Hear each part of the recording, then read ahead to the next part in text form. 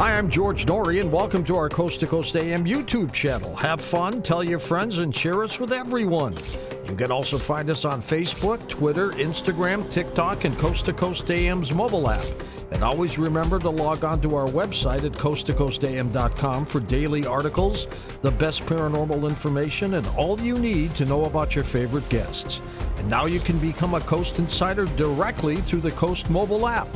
We welcome our international listeners and even offer a free 2-week trial. So don't delay. Become an insider today. And for George Norrie, this is Ian Punnett. John Rhodes is a researcher. He is known affectionately as the Crypto Hunter, and he joins us now on Coast to Coast. Hi, John. Hi, Ian. How are you doing this evening? I'm doing great. I loved reading through your website, and I can tell, I mean, there's like a line where it's like, okay, that's really interesting, dotted line, and then big black line I can't seem to get over. So I look forward to having this conversation with you tonight, and thank you for your patience in advance. No problem at all. I look forward to talking with you and listening to questions from the audience, of course. Good. Because your basic FAQ page is good. The website, reptoids.com, can be linked up to it, coasttocoastam.com. And you can contact him there, and you can see what he reads, and you can find out a lot more about his research. But let's just start at the beginning.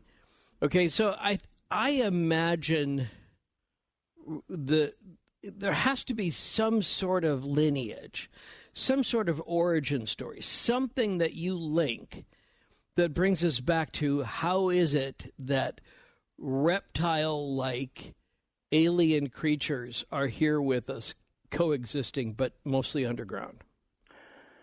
Well, that's the key question.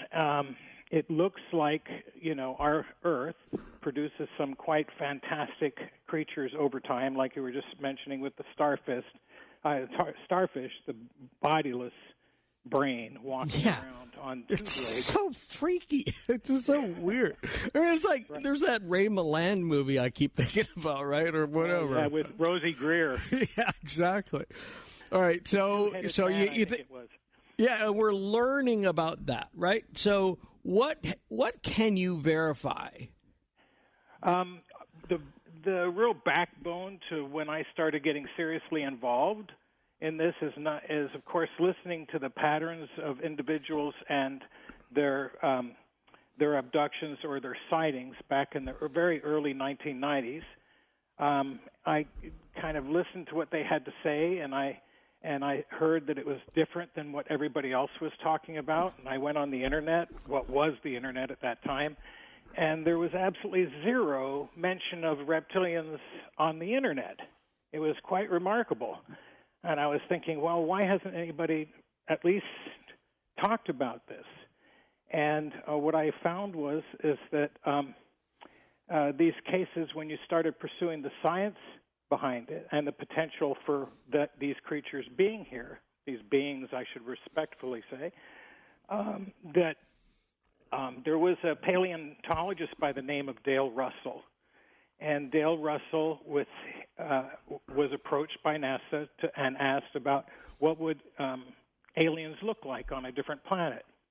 And what he did with his associate up in the Museum of Canada up in Ottawa, the Museum of Nature up in Ottawa, they produced a model of what the dinosaur called Troodon, which was walking upright on two legs, and he had a nice grasping thumb. It was kind of unusual.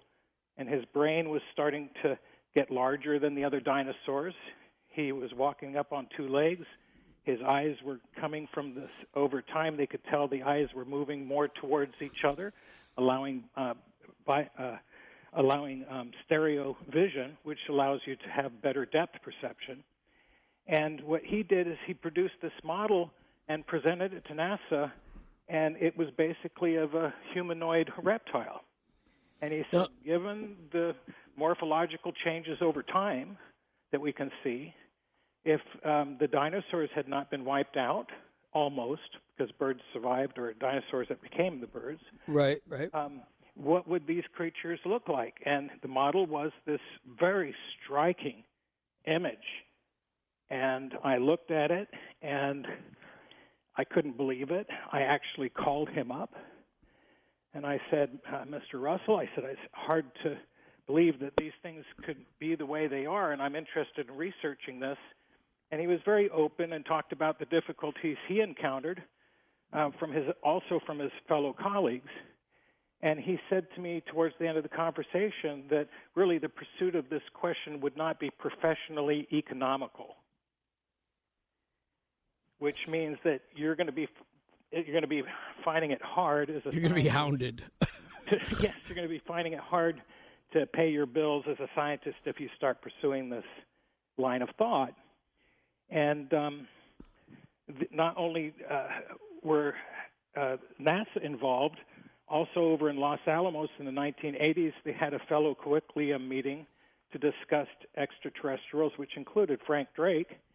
And they actually addressed the whole issue of Dale Russell's dinosauroid. They called it the dinosauroid. And they said this could potentially be something that we're looking at on another planet. But then I started thinking, well, wait a minute, some of the most ancient records here on Earth talk about reptiles that had a humanoid form, or at least could talk. And, I mean, biblically, they received these stories from ancient times, to say what kind of truth is in this little nugget here. Right. Because remember, the original religious text that the Jews had, they actually talk about the serpent in the Garden of Eden as having 2 legs of a man and 2 arms of a man that could actually run through the garden after Adam, threateningly. Right. And they say he was as tall as a camel. So when I started hearing these scientific reports projecting what would have happened, and then we know the birds survived, and they flourished, and they diversified considerably over time, and they don't look like dinosaurs like we would think dinosaurs would look like. Then it started occurring to me, but maybe we're getting something where we have a remote group of these creatures who may have also survived underground in an environment that reptiles are quite used to, and could they have evolved over time parallel to mankind on the surface? And this seemed to fit a lot of the mythologies that we had, ranging from Near Eastern to Middle Eastern to Asian, and also to Western mythologies or religions, and the books that talked about the ancient times. And that's really kind of what pushed me further and further into the question. Well, so there's a difference, as you know, between the age of reptiles and the age of dinosaurs, right? Hundreds of millions of years between those two things. Largely, reptiles got wiped out after the age of reptiles, except for those that had gone underground. And the same thing's true in the age of dinosaurs. There were more than just birds, but not many species that burrowed and had found a way to survive the end of the age of dinosaurs, where they reemerged and then began the all of the branches from there came from those creatures. Some of those include crocodiles and alligators and other things that we know of, but there's a handful of other species. So that is an interesting theory, that underground, things survived. But tell me about this concept, though, that a reptile with a developing brain and is it bicameral vision would be able to walk on 2 legs. Is there any evidence that particular dinosaur ever lived underground? The Troodon was already walking on 2 legs. A lot of people don't realize most of the dinosaurs were going into bipedalism.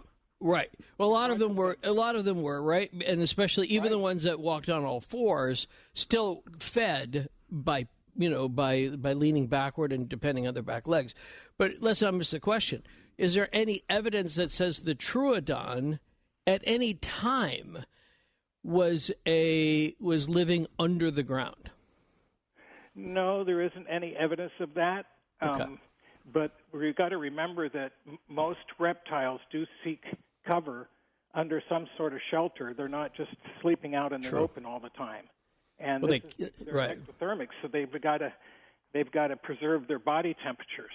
Yeah, no, I totally get that. If they're underground, we've just barely skimmed the surface of our planet. We haven't even walked on every meter of our planet. So there's an entire underworld under our feet that's unexplored. 1/2000th of the Earth's surface actually has entrances into caverns and caves.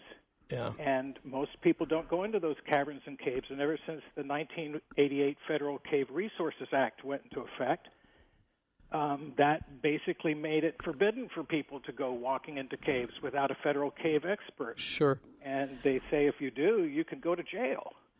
No, interesting. But to the degree that it is germane to the actual creature. So, and this is my skepticism showing, but if it's so, there are evolutionary motives, right? There are forces that impact species, and I'm trying to figure out what in this concept of reptiles going underground and continuing to pursue bipedalism and that they had, as you said, sort of rudimentary opposing thumbs, and that they had a developing brain. Why were they morphing? What was being exerted on them that they would continue to morph as though they were living on the surface?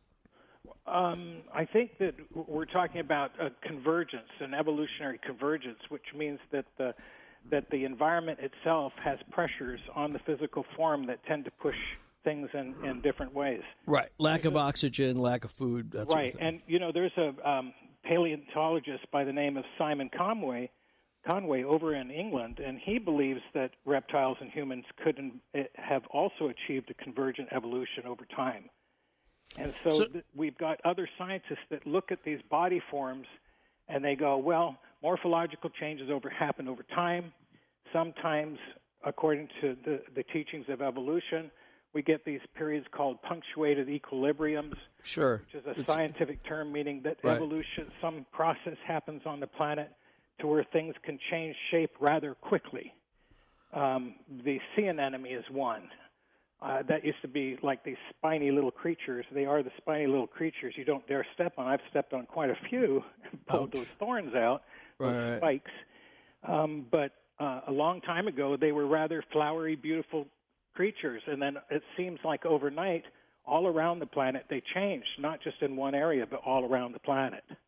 And so these periods are very fast. It's not slow change over long periods of time, but very fast changes. And we're all under these pressures in our environments, and even humans, if you could speed it up, I'm sure have made the same type of changes in body size. I mean, you go to London and some of these older villages over in Europe, and you notice the houses are some of them are rather small, and the front doors are rather small, and you're like, why is everything so small? It's because a long time ago we didn't have 6-foot average heights or 5-foot. Right. And it just wasn't that way. Yeah. And, of course, the British are notoriously poor basketball players. So we would agree that there are evolutionary needs, right, which then it changes the pigment of our human skin, those people living closer to the equator. We see blind fish in the deepest ocean develop lights on top of their head to attract prey, which then they're able to sense and then eat. It would make no sense for a crocodile or an alligator to develop a light on the top of its head if it didn't produce more food or attract a mate or whatever. So part of me struggles with this concept of how was it then that these reptoids developed and or continued to flourish under the ground to the point where, as you suggest, they have evolved. So let's put that aside for now. That having been said, explain what you think the qualitative research that you've done, all of the interviews, the collection of stories, what does it indicate to you about what's going on underneath our feet? Well, it's twofold, I believe, or almost threefold. First of all, we have our own military-industrial complex dug in around the planet, and we're talking about thousands of underground bases, not just a few, I'm talking thousands. And it's not only here in the United States, in some of the other developed countries, and perhaps even undeveloped countries, they have them. So we use that because our military has learned a long time ago the best place to hang out is underground. In World War I and a lot in World War II, a lot of the war was fought in underground tunnels and underground bases that the Nazis had. That's one of the things about World War II we don't see very often in the movies.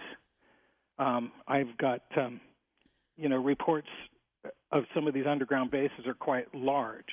Right. I agree. For example, I'm going to just give you a quick one here. A lot of people don't realize. In a newspaper report of 1946 in the St. Louis Star and Times, they said that a gentleman by the name of Zantaro Tanaka, he was 26, a Japanese corporal. He was caught in Korea by the Soviets in 1945. He said, I'll read it here. I was blindfolded and put on a train. We rode all night. The next day we were unloaded in Iman, and that's the name of the town. The name of the town has actually changed since then. We were hauled into trucks and pointed outside the city, given shovels and put to work. 50,000 prisoners were scooping the earth from a gigantic plane there to make an underground airport. There were 80, radiating runways, each 1,000 meters or 3,280 feet in length. And they said about one-third of the prisoners died building it. And this was on the Soviet-China border. Right. So that gives you an idea in 1945 of the kind of places they were building. Now we're talking about a hub-shaped circular airport or military installation that has runways faced in all directions, 80 of them.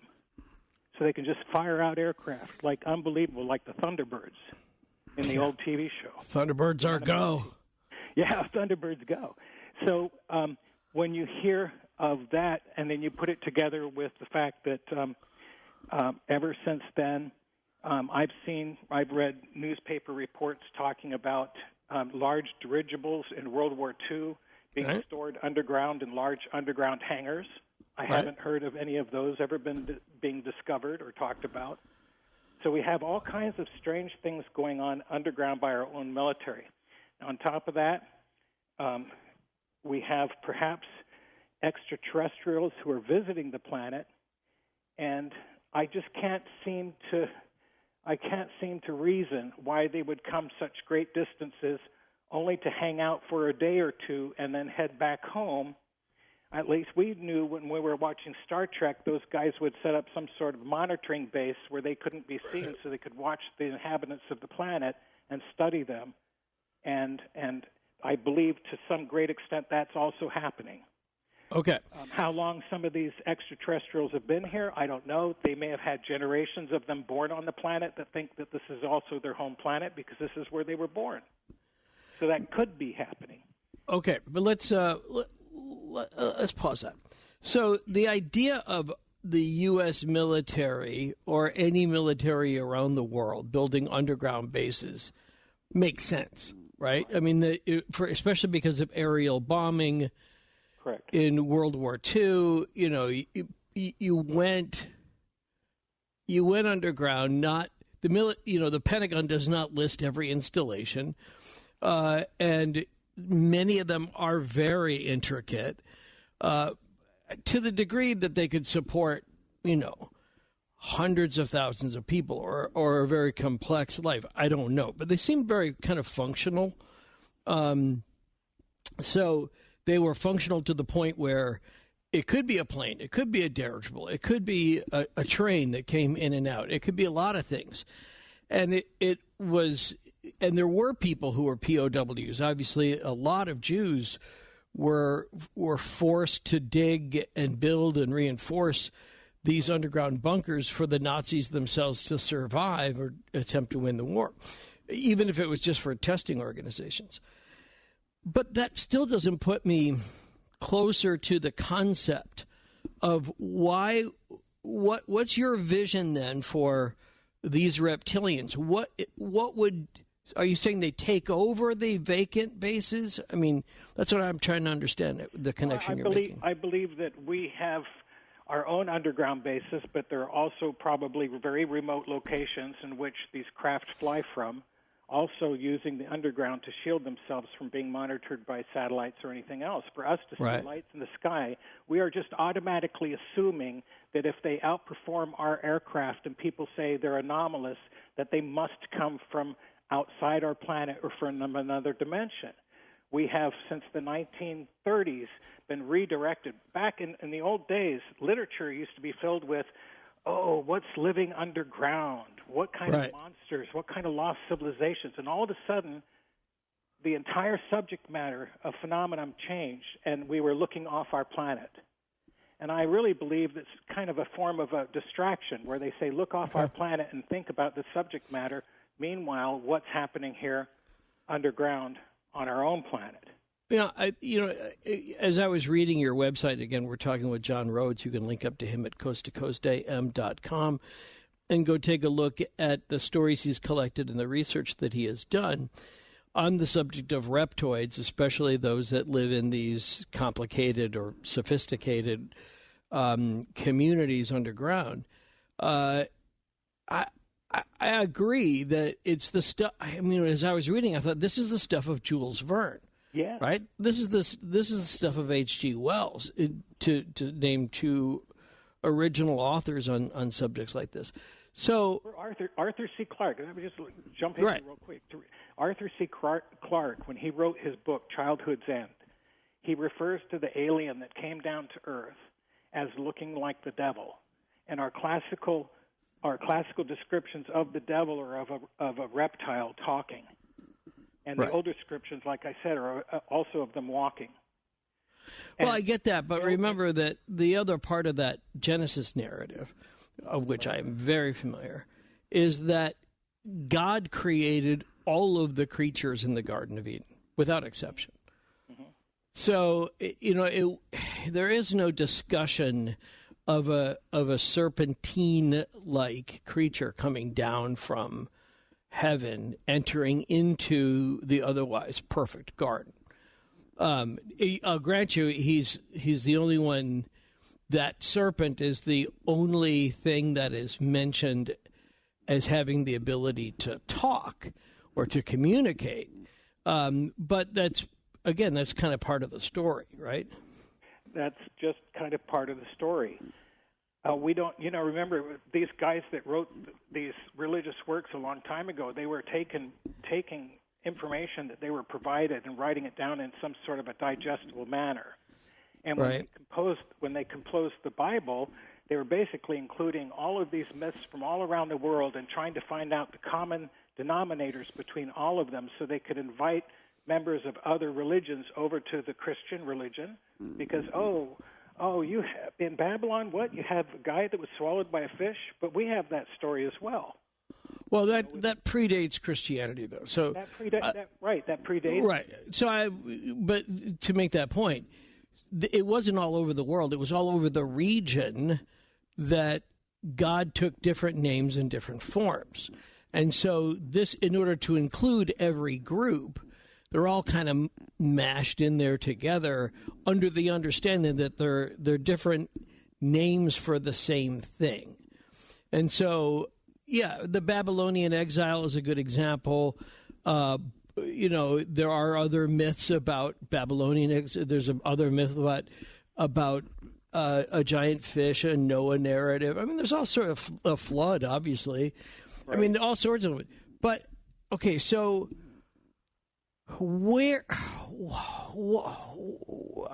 again, tell me the vision of what you think is going on underneath our feet right now. Well, I think that we have small groups of advanced cultures, human and non-human, living underground. And they feel very well preserved down there. If anything happens, like some sort of cosmic disaster, where everybody on Earth is destroyed from a comet or something like that hitting the planet, they're going to survive because they're underground.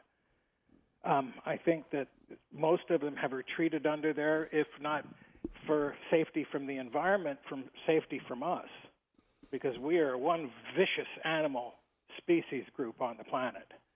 Yeah, we're the most dangerous anyway. What about... What I read on Facebook someday, Yeah, no, I'm with you there.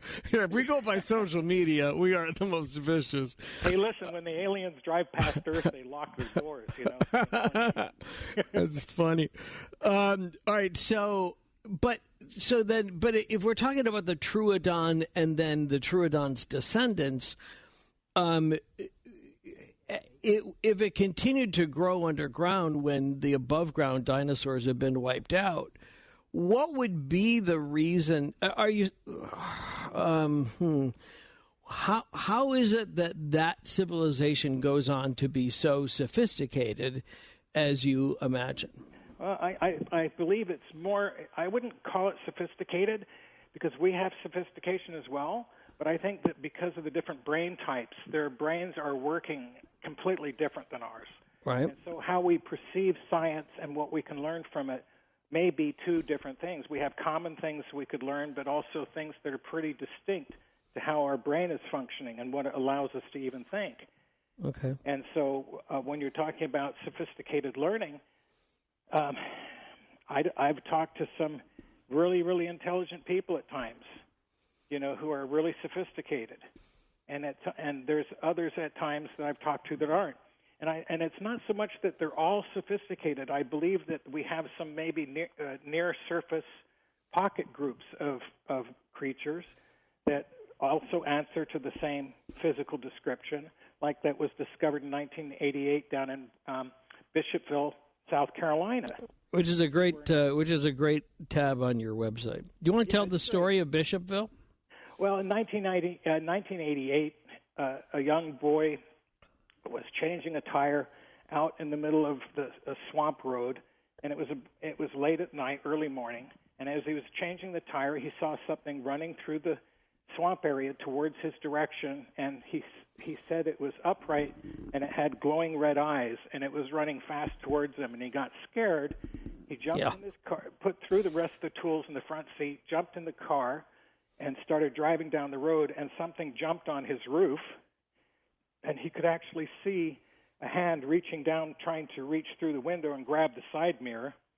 And when he got back home, he was so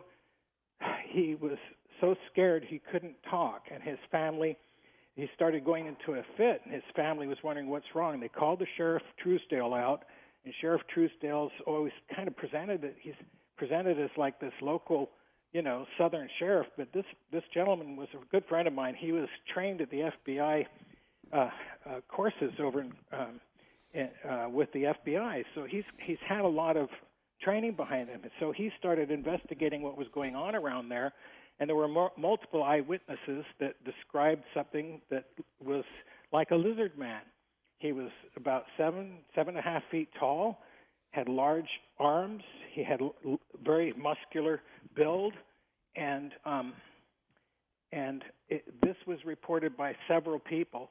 And in the end of the entire years and years of going through these different cases where people said their cars were kind of mauled and they think it may have been by the lizard man, some of these may have been hoaxes, but some of them certainly weren't, because when the young boy was brought into the station, he passed lie detector tests twice, about what he had seen. Right. And, Mr. Truesdale died just recently, and he said to me, no matter what's going on, he says, it's not normal. And he says, in those swamps in there, nobody can get in, they're so thick. He said, so you could have anything living in those swamps, deep in the swamps, and we wouldn't know it. And this is the same kind of thing where people have gone down to Bishopville and they said, no, this has got to be Bigfoot, because people are fully invested in their research. So they'll try and go into other areas where it's the drawings and everything that's described is talking about a reptilian humanoid, but they come down and say, no, it must have been Bigfoot, because that's what they know. Right. Yeah. There's confirmation bias. What's the image then that you have in your head that you think is closest to what this guy had in Bishopville?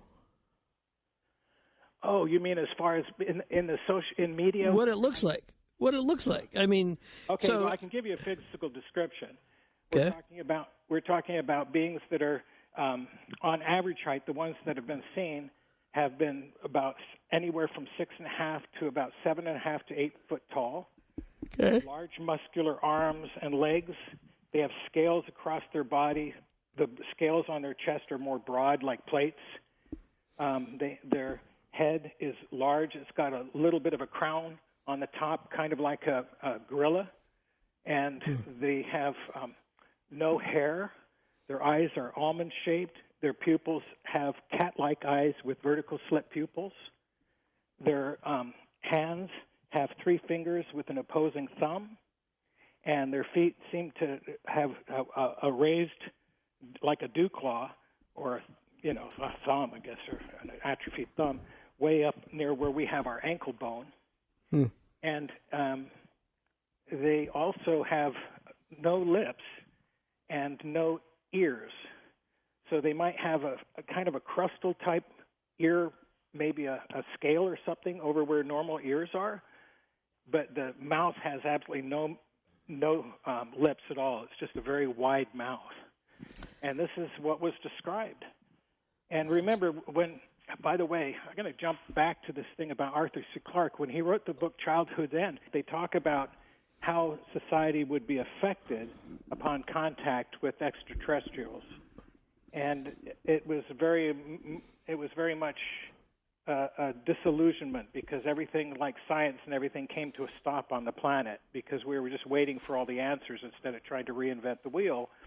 But one of the things focusing on this being that was described as like a devil, if you looked at the foreword in the book, Arthur C. Clarke writes, the ideas presented in this book are not those of the author. Now that's really, really important, because who was giving him information about something that answered the description of the devil that was actually the basis from which he put this book together? And he put a lot of work into it. Now remember, Arthur C. Clarke was a radar operator in World War II. He was very intelligent. He was credited with the idea of the satellites. So it's not somebody that was not without any kind of credibility. Sure. No, he was a cool guy. He was honest about it not being his ideas in that book. So I love that. I mean, I think that's really interesting. It's super interesting. But I lack vision on this subject. I imagine something akin to the Flintstones, or maybe the Hollow Earth premises that somebody could enter into the Antarctic, find the door, or find the secret runway, and come out hours later out of somewhere in Scandinavia. Why is that wrong? Why am I getting, if that's not the impression you want us to have of these reptoids and these underground bases, help me be more specific about the focus that you see. Well, I think a lot of it has to do with the fact that I've been bringing credibility to the subject matter. And when I started bringing credibility to the subject matter, there were a lot of people out there to discredit the idea. And I received a lot of heat from it. I knew people in the intelligence community that said that nobody thought anything of talking about UFOs, but they weren't happy about the fact that I would bring such a subject up and put science to it.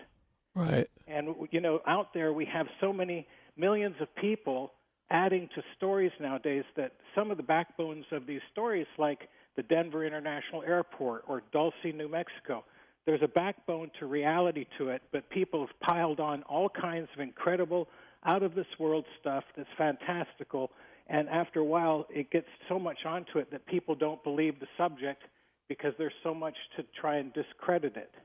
And that's what's happened with reptilian humanoids. That's why people are out there going, oh, they must be evil, all the time evil, because we've been brought up with our religious perspectives of something that walks and talks just like that must be evil.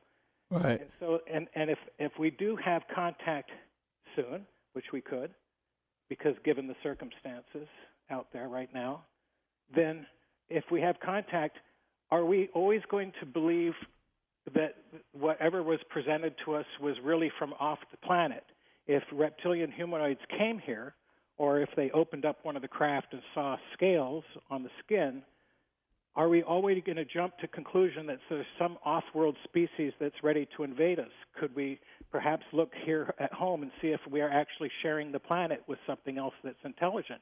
And the language itself, when they push for UFO disclosure, should be changed from extraterrestrials to anybody, any non-human being that's intelligent, and not attach a destination to where they're coming from, because the lawyers that work for our government have easy answers by saying, we don't perceive any extraterrestrial threat, matter closed. And that sounds like they're saying there's no UFOs, but they're saying extraterrestrial when the language should be focused on what may already be here on our planet. Okay. So you mentioned the coexisting piece. What does that look like to you, the idea of reptoids coexisting with human beings? You know, I really don't. I can imagine what it's like. I mean, it would be like us meeting any other human culture from an area that we haven't had contact with. There's probably a lot to learn. In addition to that, the big thing is that there's probably a huge market available there for us to have open trade with them. So what kind of things could they trade with us that we would want? In other words, could this infuse humanity with a mixture of extraterrestrial or advanced culture technology with that of our own? Could we turn the planet around? And that's left to be said, I guess. Yeah, I mean, when you say turn the planet around, you mean it ecologically or in our tendency to war? Or? Yeah, ecologically, absolutely everything. Okay. I do believe that we're in a period of world change, and this has been planned for hundreds of years. The same way I believe that we're getting ready to abandon Washington, D.C. to set up our capital in Denver, Colorado. I believe that's going to happen. And that may Why there?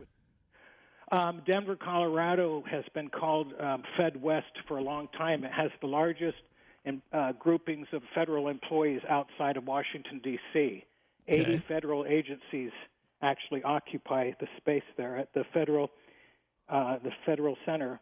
It's called the Denver Federal Center, D.C. West, and it's 1 square mile of buildings. We've got about 90 buildings. They got 6,200 employees, and they also have an underground base there. There's a place called Building 710, and it's an actual underground bunker that FEMA had built. It was for Region 6. It's now under Region 8 of FEMA, and they say they have about 36,000 feet and enough food to supply for about 300 people for 3 months, but I'm sure all those are, estimates are under what they actually have. And the different things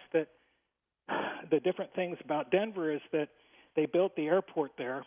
My father was a pilot. I happened to fly out of Denver, Stapleton, a lot with him doing charter flying. Right. I flew in and out of the old airport too a couple of times. Oh, really?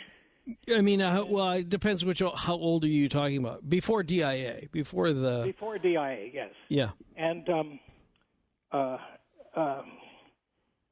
Denver itself is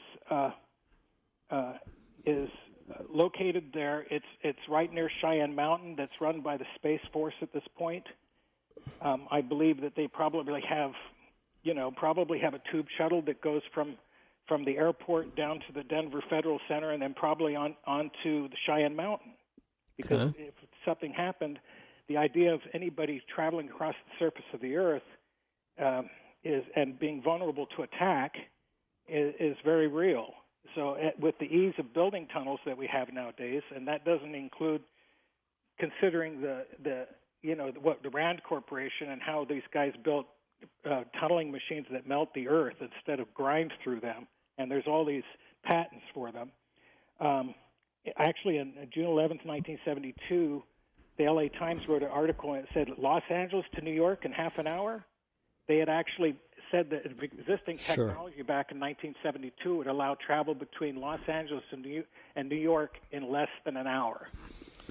And I don't know what the context was for that story, and I know that the Boring Company is the lead scientist for the Rand Corporation was the one giving the interview.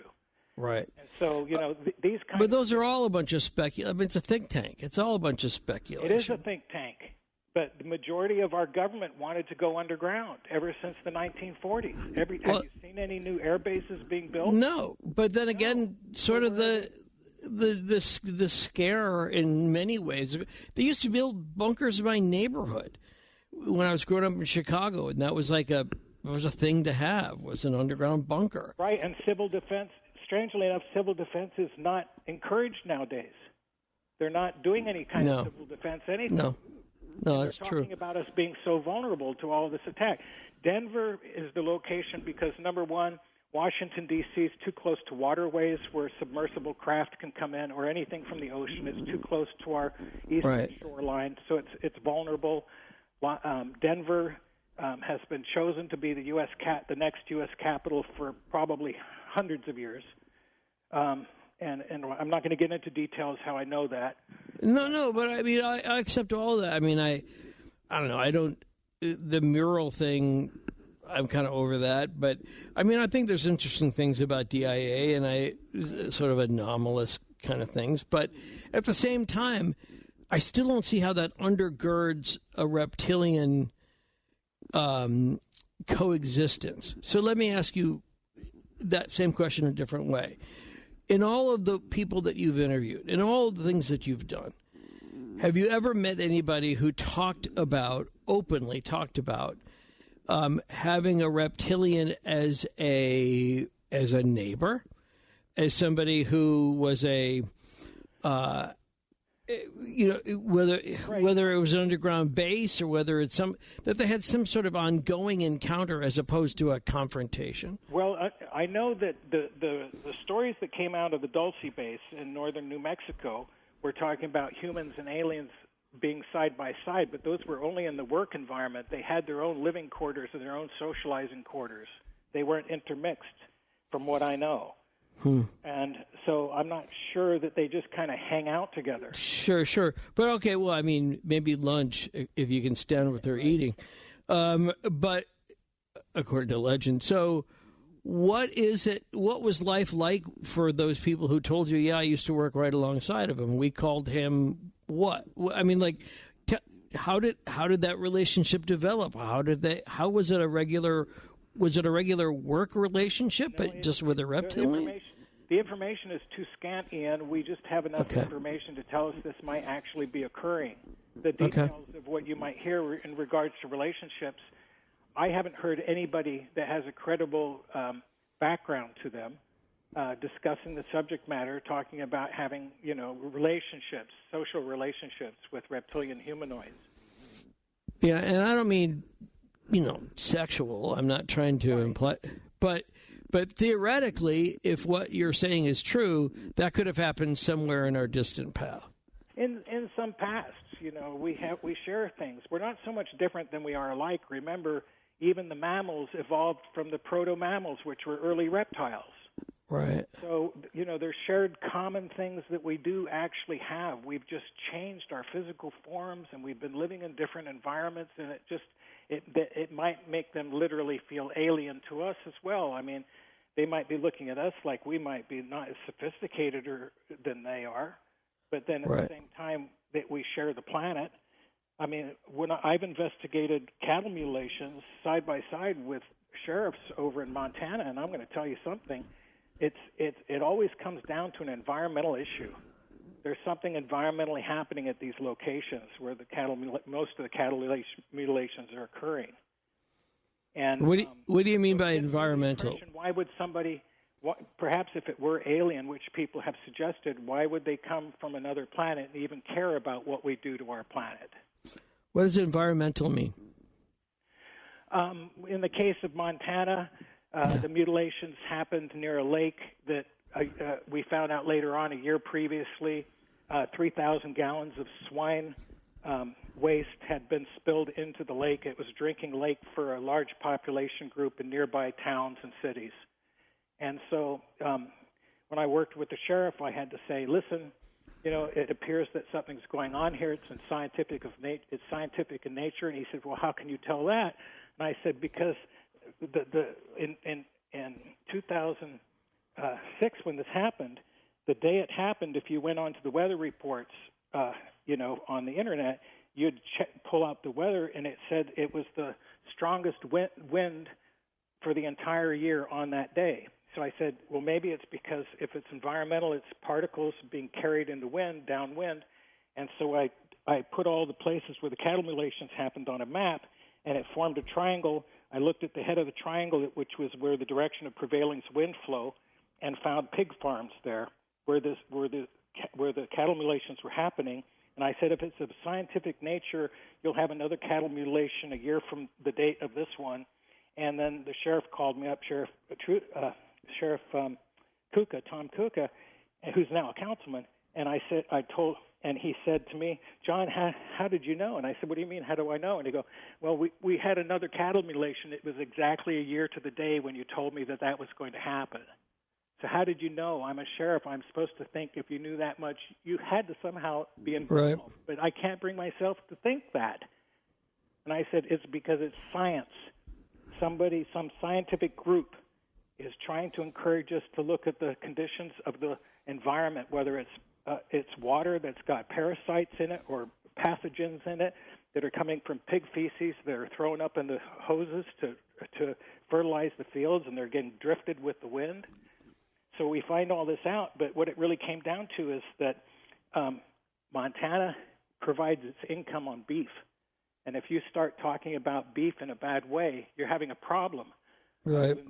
I was in touch with the gentleman that appeared on the Oprah Winfrey show that talked about eating meat, and she said, I'll never eat meat. I remember him. Yeah. And he said, listen, John, he says, I think you should know. He said, we won the case. She even paid for my lawyers, Oprah Winfrey.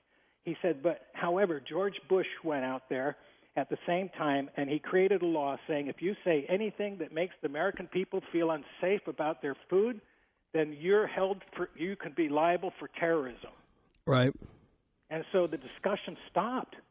Yeah, I remember the lawsuit. This is the famous lawsuit where she hadn't even said that much. I mean, it wasn't even like that bad, but it wasn't that bad.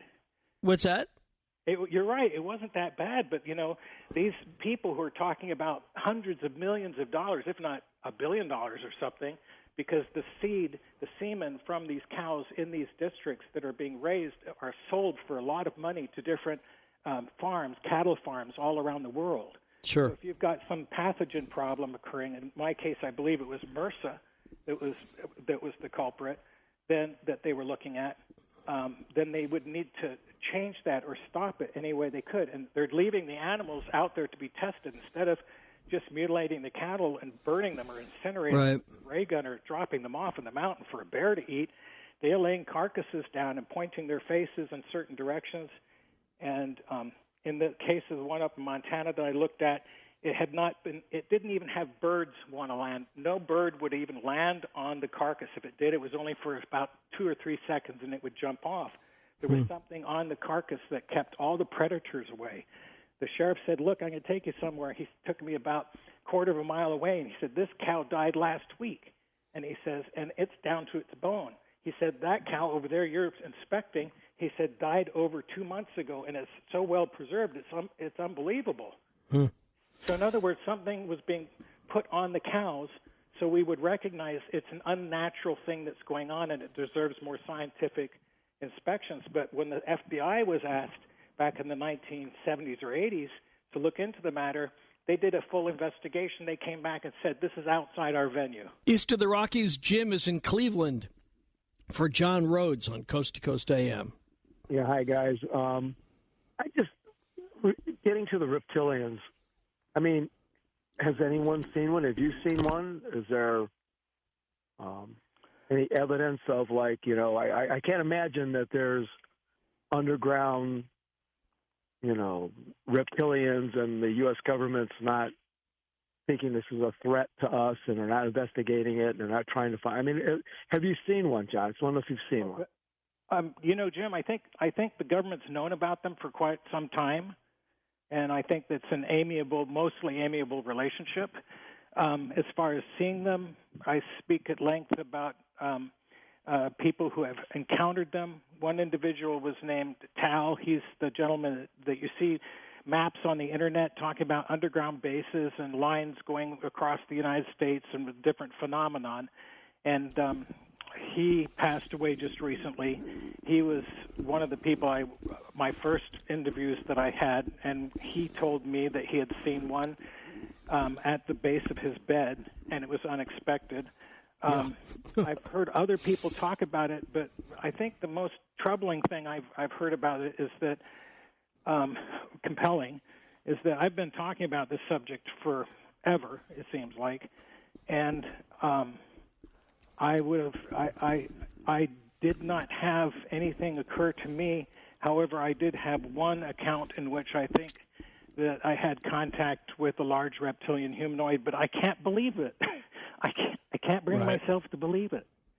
Even though I'm out there in public talking for years about this being a phenomenon that's real, when I had a brief fragment of a memory of having contact inside my condominium where I was, I had to come out of it, and then I said to myself, I don't believe it because I study this subject. I'm bound to have dreams, so I do not believe what I saw.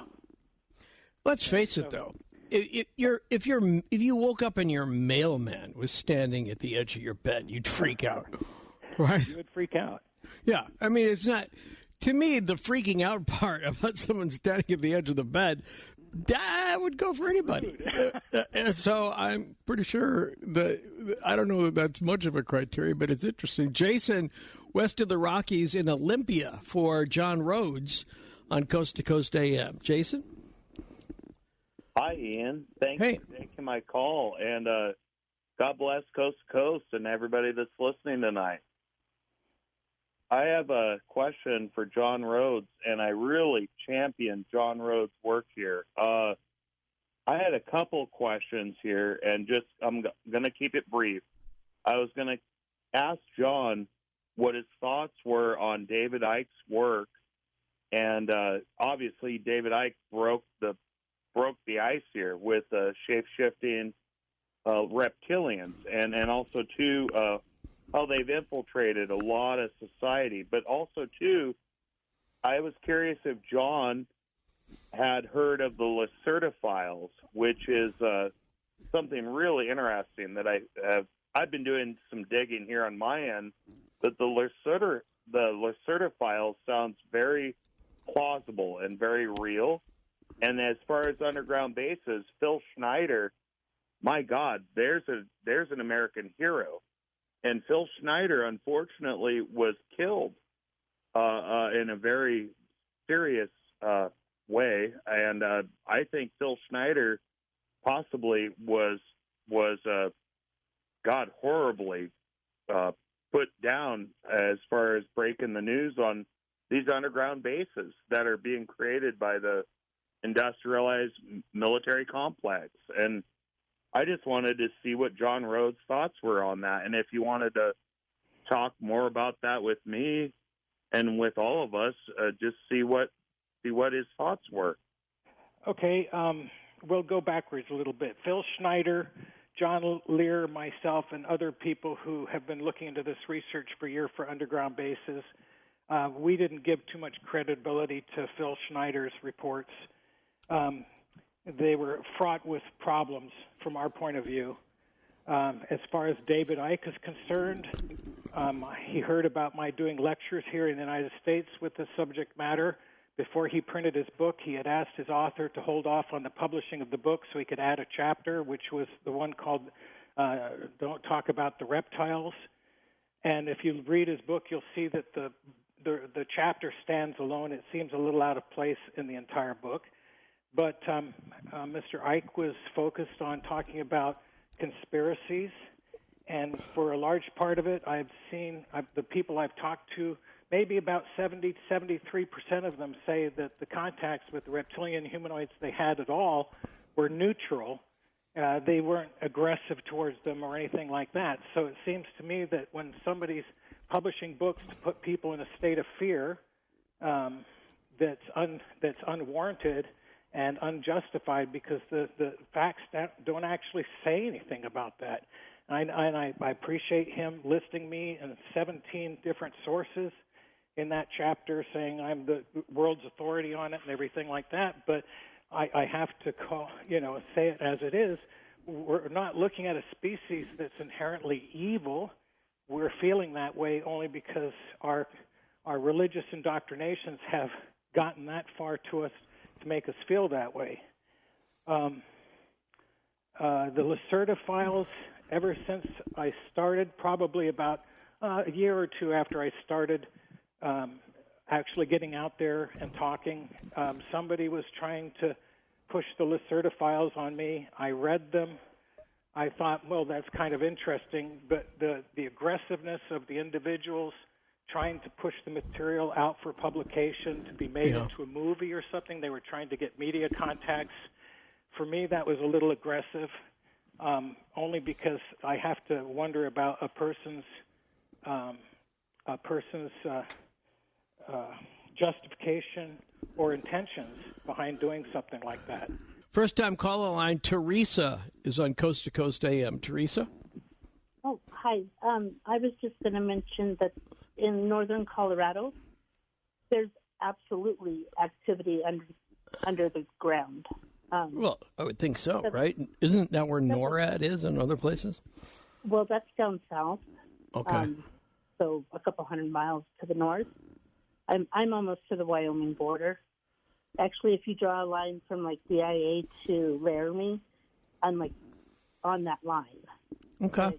I don't think anybody's disputing whether there's underground activity or whether the military's involved. The question is the degree to which this substantiates the concept of an underground reptilian civilization. Brendan is in Austin on Coast to Coast AM for John Rhodes. Go ahead, Brendan.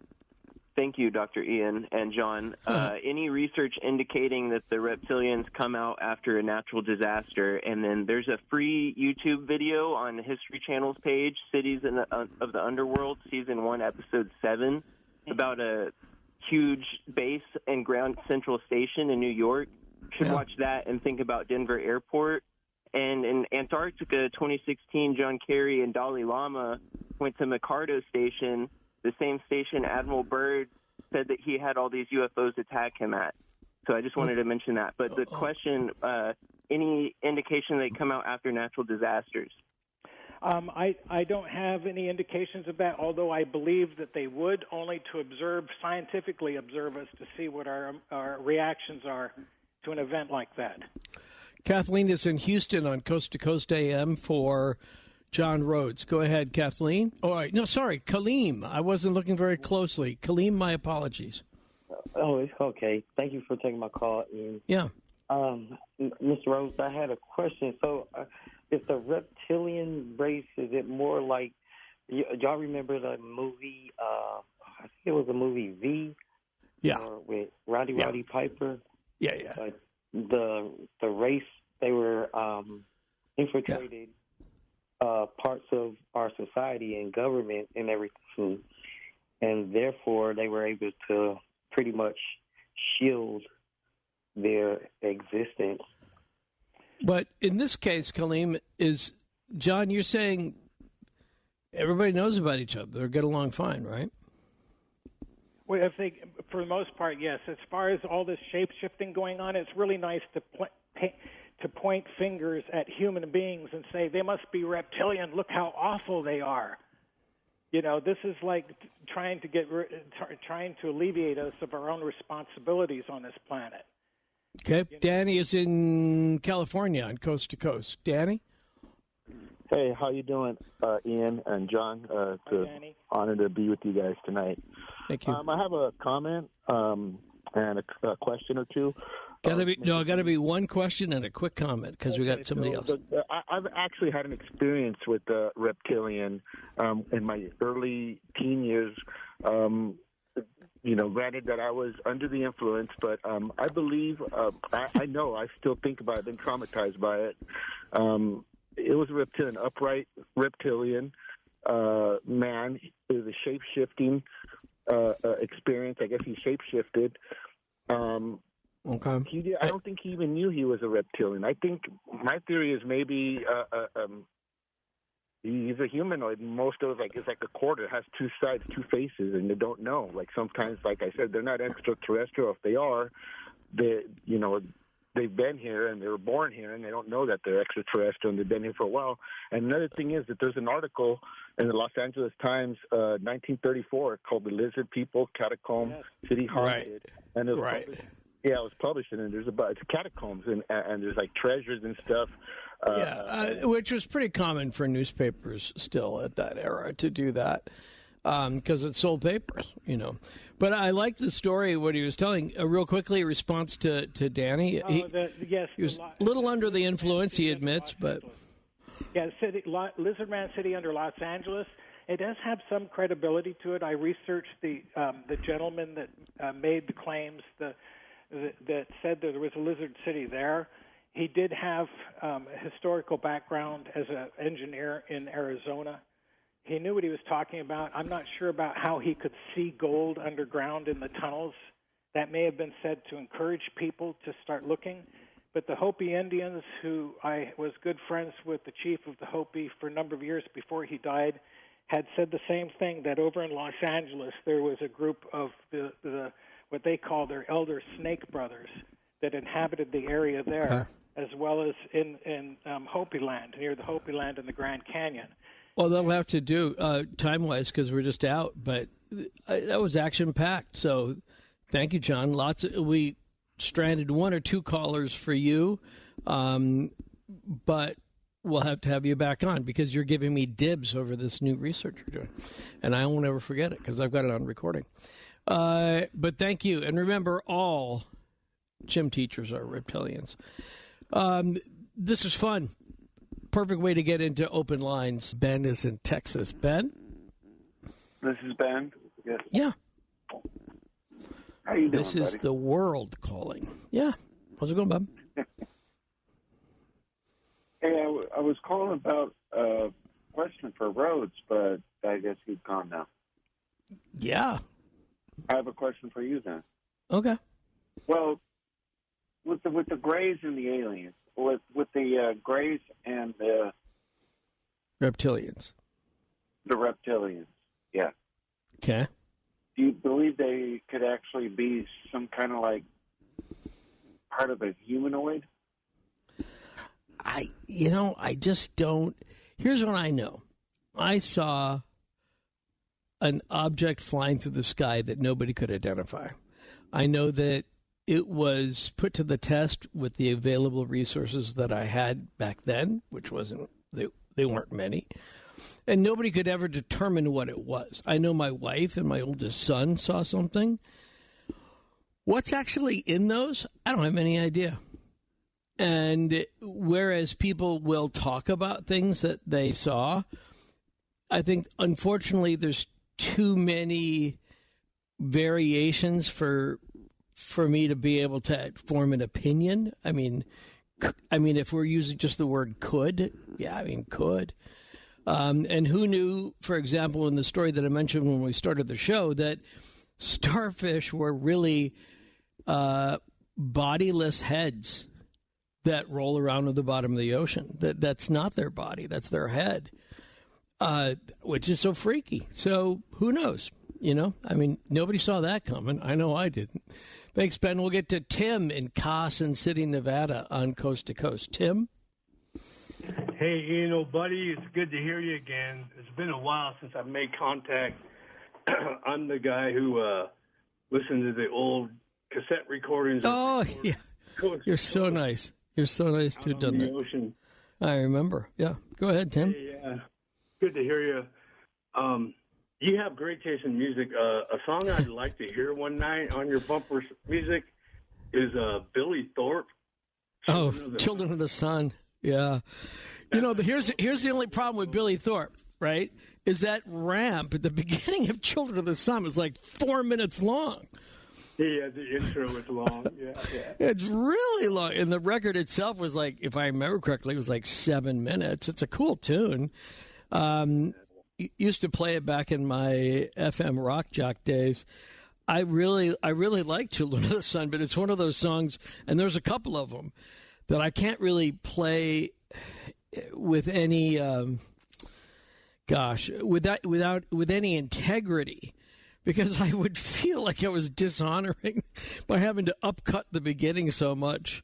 I understand. Yeah, but here's what I'll tell you. I think here's an interesting idea, and I'll throw this challenge out to Dan Galanti, who is engineering. Take the first couple minutes of Children of the Sun from from Billy Thorpe, and then use those as a bump into the bottom of the hour or the top of the hour. We can't do it coming out, but we could at least play that intro piece, you know. Long enough time? That'd be great. I would take it. Yeah, I mean, it's a really great song. And unfortunately, his career never really went anywhere other than that. But in the markets where that song took root, and it wasn't a universal hit. But back in the days where records could be a lot more regional than they are now, I always thought that was one song that I was always happy to play. But we couldn't even do it on Two for Tuesday because there was no other song to play with. Your knowledge of music is astounding. Hey, I have a question for you. I don't know if you did the interview or years ago with John Lear. About 100 miles from Carson City is a lake called Walker Lake, and I can't find much research on the internet about it, but he mentioned that, and there is a sign. There's an underwater naval training submarine facility. Come on. In the lake in the middle of the desert, and his theory was that there's underwater passageways that submarines can submerge and reemerge out in the Pacific Ocean, come inland 1,000 miles and surface up in these landlocked lakes. I wondered, do you remember anything about that? Cool. I don't, but I'm fascinated. So I was just Googling it. Yeah, underground lake 6,000 feet deep. Well, that'd be plenty for a submarine. Well, they have a Navy base right near that lake. And, in fact, a lot of that is one of the largest Army ammunition depots in the world on Walker Lake. They got acres and acres of bunkers full of munitions out there. And from time to time, they'll set the old ordinances off. And we used to go fishing out there and also across the lake. They'd be detonating the expired ordinances. I just wondered if you had talked I don't remember. If I did that show, I don't remember it. But half the time when I say that, I go, oh, yeah, when I actually go back and look at it. Yeah, so this is what you're talking about, but I had to look it up. Naval Undersea Warfare Center, 18 miles by 8 mile lake called Walker Lake. It supports the locals enjoying a swim or some fishing, but does have some kind of base along its western edge. By the time... yeah, so I don't know. I mean, it doesn't seem to be a secret. Well, I was able to find one photograph of a submarine and a military barge, a flat barge out on the lake. Now, I don't know if they would bring the submarines in and just use them for training purposes only. That's right. A legitimate. Yeah, that's a really good question. I'm willing to look at that. It is, yeah, and it used to be run by the Army until 1977. Then it was taken over by the Navy. But just remember this, too, about the Navy, is there's a lot of aspects to the Navy that don't require water. So a lot of naval bases aren't on water, or not even near water. So, yeah, I think that's interesting. Giant waterway that would go from that lake out to the ocean. I can't imagine that, but I think that's... In the same story, he had mentioned that there are similar things where submarines will enter the mouth of the Mississippi River and resurface way up in the interior in places I can't remember that he had mentioned, but right, places that you wouldn't expect, way up in the interior of the Mississippi.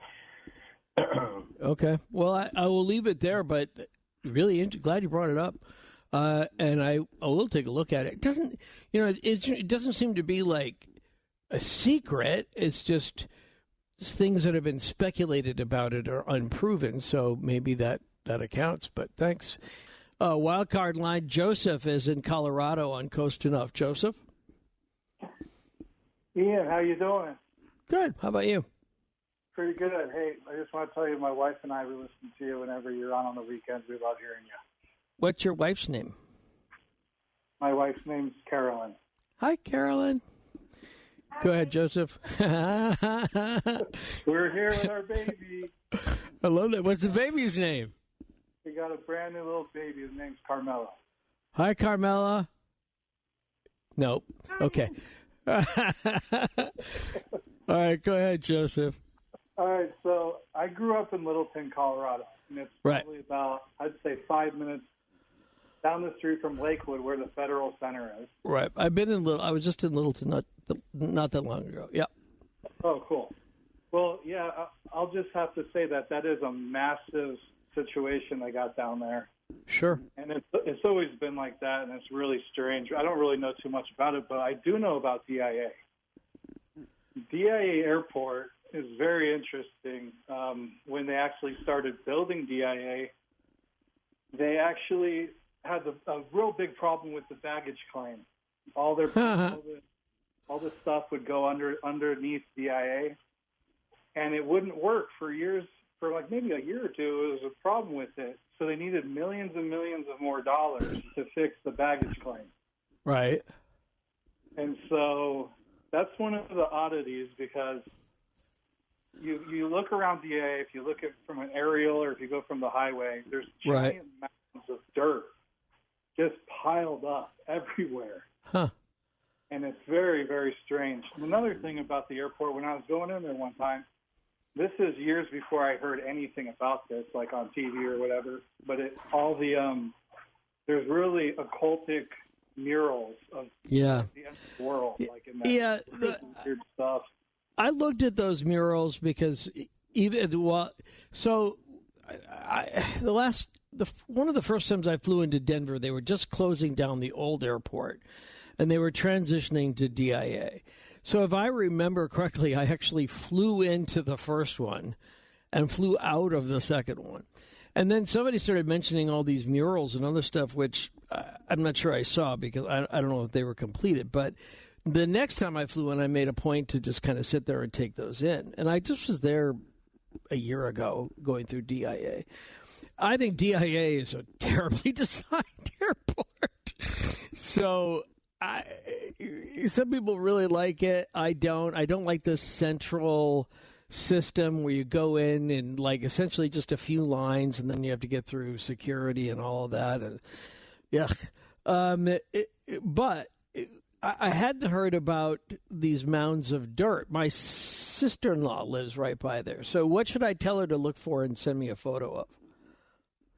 Well, I'm sure she can send you a picture of Lucifer. You know who Lucifer is? Right. It's the gigantic blue horse with devil eyes that's outside the airport. Yeah, I know the horse has become very controversial. Actually, when it was being made, it killed its creator. It fell on top of it. I didn't know that. That's funny. Yeah, well, that's weird. But you know what's even weirder is that there's an obelisk that's inside of the airport, and it says it says the New World Airport, and it has a time capsule inside of it. I'm not too sure what year it says when it can be opened.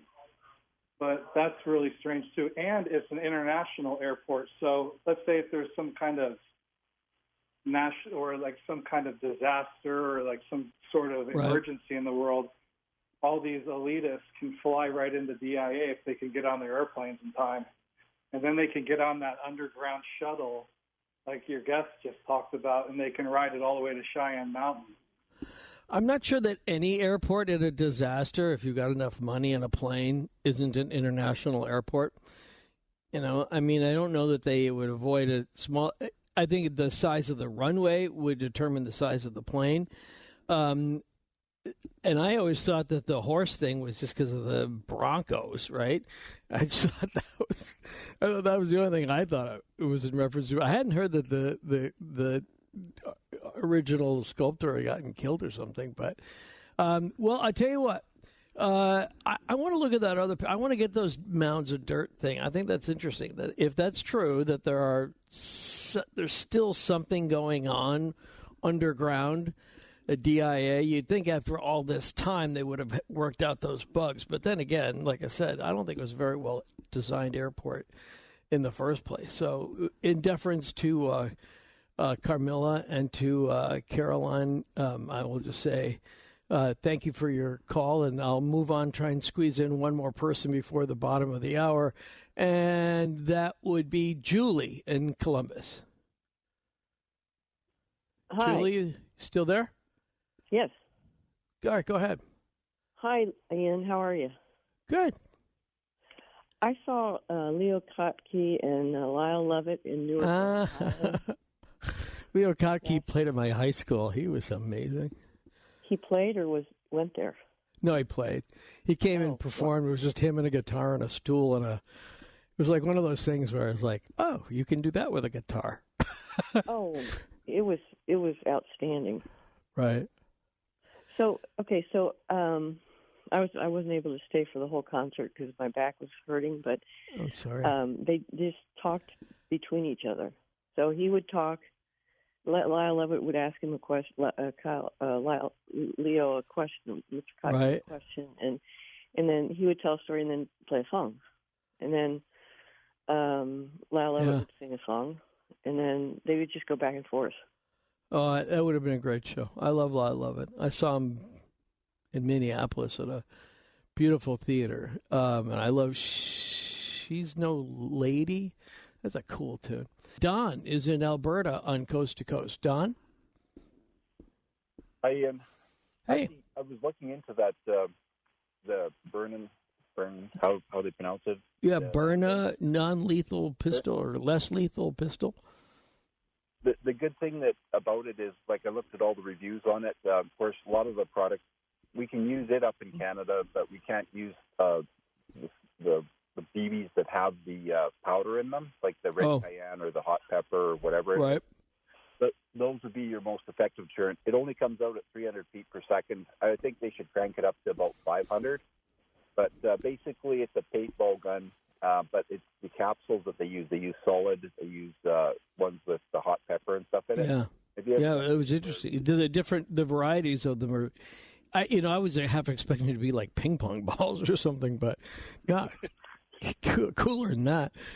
Don, you're hanging on for open lines. Where are you going to take us? I was good. That base down in Arizona.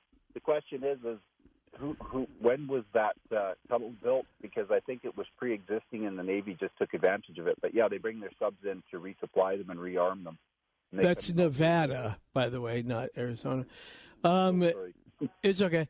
You're Canadian. You're forgiven. So, yeah, I maybe. I got to find out more about it. I'm really curious. It's really easy to say that this happened and that they have a special, I think I was reading in the break about a Jimmy Carter class submarine that's a smaller submarine that can navigate those kind of waters. And if they've got that, oodles of cool for them. But thank you. Pete is in Charlotte, North Carolina on Coast to Coast. Pete?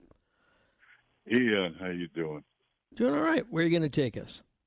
I want to ask you, rock and roll buddy, have you heard about Ringo Starr's new all-star band tour and who's in the lineup? I haven't, but I'll tell you a Ringo Starr secret I got coming up. So he does rotate his all-star band. There's a few that keep popping up, but they just completed the tour for 2022, right? So here's what it says about 2023. Steve Lukather from Toto, Colin Hay, Edgar Winter. I would love that. Yeah, I mean, this is the fall tour. Get by with a little help from my friends, and it looks like they're always good lineup. I think they just have great fun. Where are you located? Charlotte, North Carolina. Let's see. I'm trying to see if I don't see any Charlotte. You may have to go to Nashville. He's going to be playing at the Ryman. Hey, does that lineup say if he's got Sheila E. playing drums in it or not? Now you're talking my language. I love her. She's an amazing percussionist. It does not say that here, but she's one of those people who I'd mentioned earlier who often recurs. I got a heads up on a guest who is an expert on Ringo Starr drum kits. And, really? Yeah. I thought it's going to make a fun, first hour sometime or a Friday night show. And he's an expert to the point where he's got the drum heads, actual official drum heads, and he's got a Ringo Starr drum museum. And I don't know. It looked really interesting. I love drumming. I like Ringo. I like the Beatles. I mean, how can you lose with that? So working on it. We actually put out a feeler for that and see whether or not we can get that date somewhere on our calendar coming up. James is in Virginia in Newport News on Coast to Coast AM. James? Hi, Ian. How do I spell your first name? I-A-N. I-A-N. I was not sure if it was an E or an I at the first. Hey, I just wanted to let you know, I called George a fair amount of times, and he reminded me a little bit more recently. He mentioned when he was quite young, he was on the second floor of a building sleeping there. I'm not sure if that was an apartment or what, but apparently his parents were on the floor above, and there was a fire in the bottom mattress part of the store down below, and there was a man that was standing over him, some kind of fireman, and told him, hey, you got to get up and you got to go upstairs and get the people out upstairs also. And by the time that all happened, when he went back to talk to the fire department, they said, hey, he wanted to thank, the guy that did that, that warned him, and they said, well, we never got up to the second floor. So ever since George was thinking, is that a ghost or an angel, And it reminded me of my experience with my mother. She had a very unusual death. She had three times died with her heart stopping and came back 3 times the day she went in. And she had a cat that we had put in the garage when she had asthma before she went in. And the cat was always sleeping on the bed at night. So my next oldest brother said, why don't you put the cat in the garage and get it away from her so she can breathe better? Right. I did that. I put him in the garage, and the next morning the cat had died in the garage. He was laying on the floor, if you can imagine, like a little bit of oil, and just he was very weak when I put him in. So then I went to the hospital when she had the breathing tube removed, and then she could talk for the first time, and she saw us, anyway, she wanted to know where are the cats, because she had 3 other cats, and I told her, well, Blackie's in the garage, and these other cats are such and such places, and we'll go home and get Blackie out of the garage. First thing you do, get him out of there, because she didn't want another cat dying in the garage. So when she passed away at the end of the week, but she lived about a week, and they thought she was going to come out of the hospital okay, but she ended up dying about a week later. And after she passed away, I went in and I saw her and came out, and in the hallway there was this, and I don't know how it would be in the hallway, but a beautiful desk with a woman sitting behind the desk, and it was a nurse, and she had a gorgeous desk and a rail and a kind of thing around the front, like a fence kind of thing in front of the desk, so you couldn't get that close to her, but not that you want to, but I mean, she had that setting there.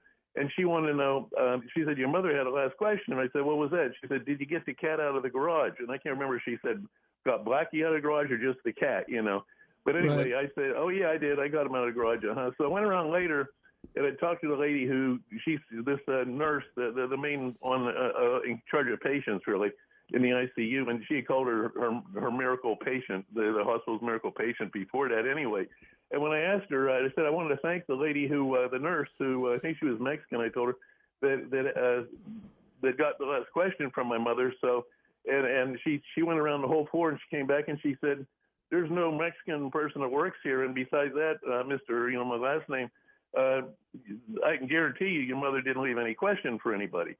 So I figured that was my mother. That makes sense. She's a very good animal lover, and she wanted to make sure that cat was out of the garage. And that was the one thing when she saw her sons that she didn't ask about that when she saw us.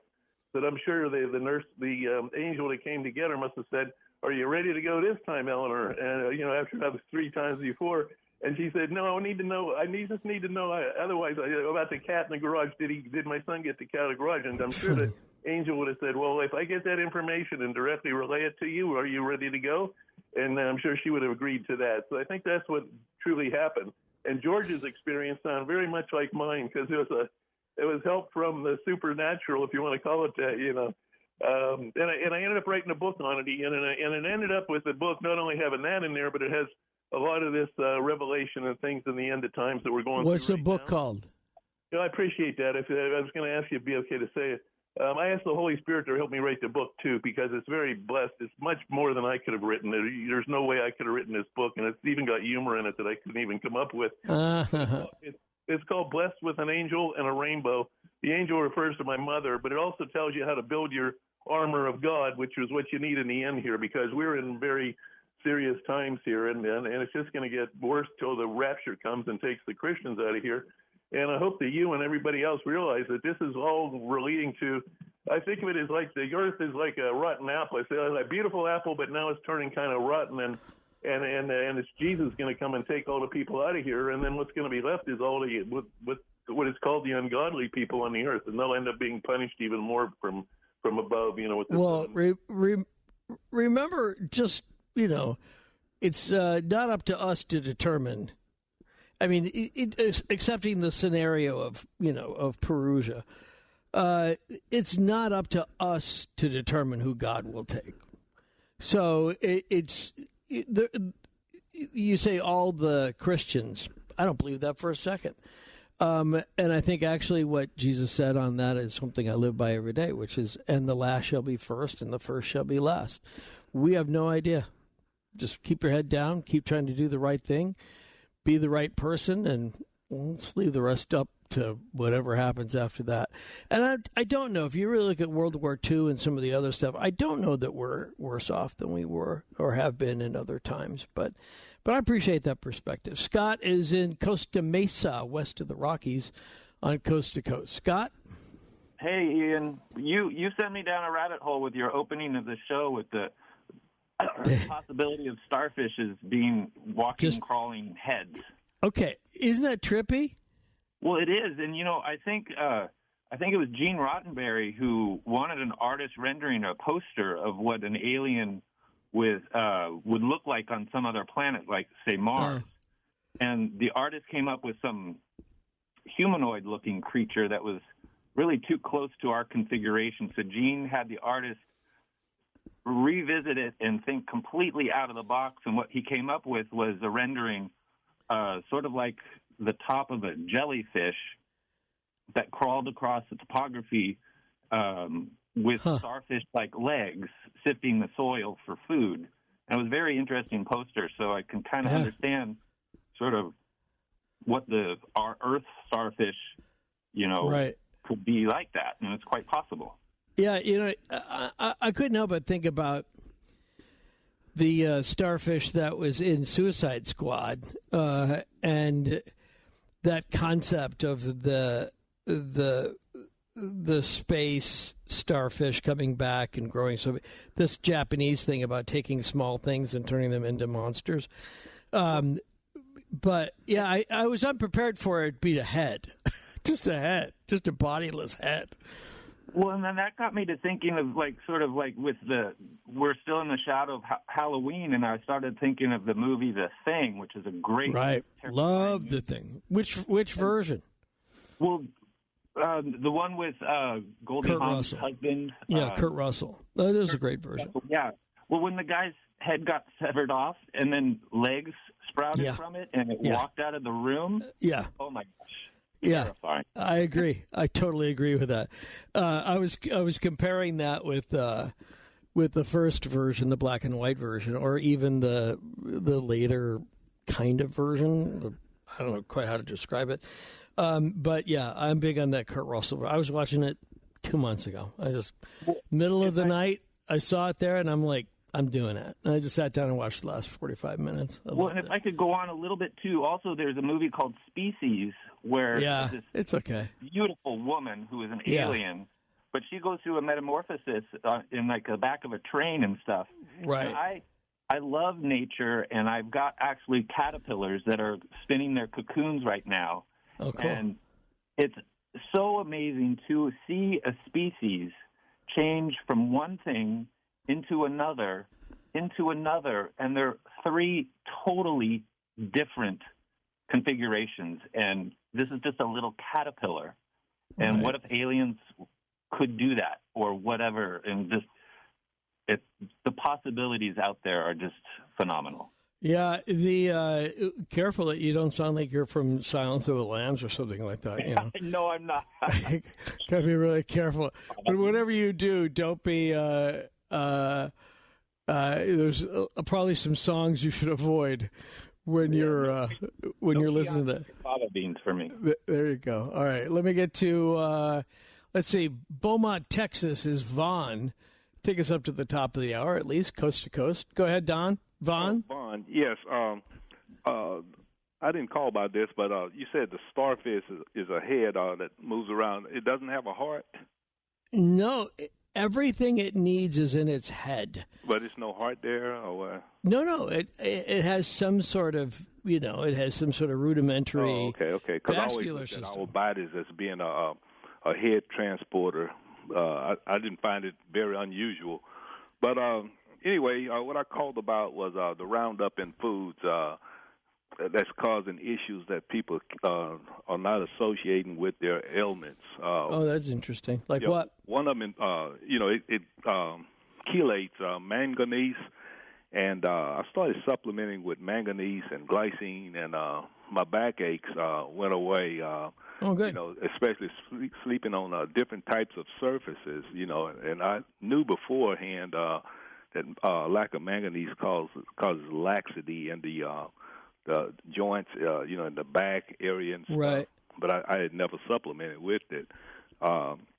Anyway, it chelates manganese, glycine, zinc, which is, when men are low in that, then they are susceptible to prostate cancer because, it has a role in the peripheral zone in the prostate, and also boron. It chelates. A lack of that causes a lack of testosterone. And we have a lack of that in today's society. Yeah, there are all sorts of reasons for that. And fertility problems also with the lack of manganese. Now, I accept. Go ahead. No, just go ahead. Yeah, Cheerios is very, very high in that, and so if you have people, especially kids and older adults or whoever, they need to stay away from Cheerios. It's the highest measurable amount of Roundup. In that. Okay, well, I almost had some the other day because I have this honey nut Cheerios. Yeah, and that's one of the worst. I poured a bowl of it, and then I realized it was pumpkin spice honey nut Cheerios. Yeah. One last thing, Ian. Gotta be quick here, dude, because honestly, I'm out of time. But you can't just keep doing that. But go ahead. Okay, very, very quickly. I like to direct people towards Coast to Coast YouTube. Especially decoding Sasquatch language.